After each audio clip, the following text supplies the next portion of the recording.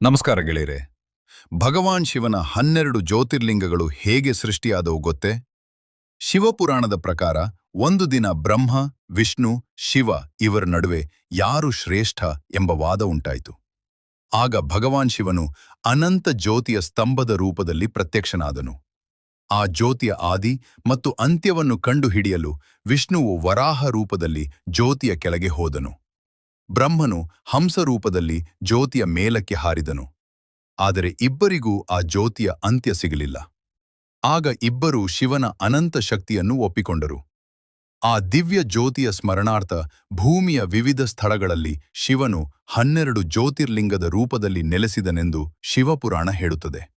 ಆ 12 ಜ್ಯೋತಿರ್ಲಿಂಗಗಳು ಯಾವುವು, ಯಾವ ಸ್ಥಳದಲ್ಲಿ ಇದೆ, ಅಲ್ಲಿಯ ಸ್ಥಳ ಮಹಿಮೆ ಏನು ಎಂದು ಮುಂದಿನ ಭಾಗದಲ್ಲಿ ತಿಳಿಯೋಣ. ಮುಂದಿನ ಭಾಗಕ್ಕಾಗಿ ಸಬ್ಸ್ಕ್ರೈಬ್ ಮಾಡಿ ಮತ್ತು ಬೆಲ್ ಐಕಾನ್ ಅನ್ನು ಒತ್ತಿ. ಜೈ ಶ್ರೀರಾಮ್.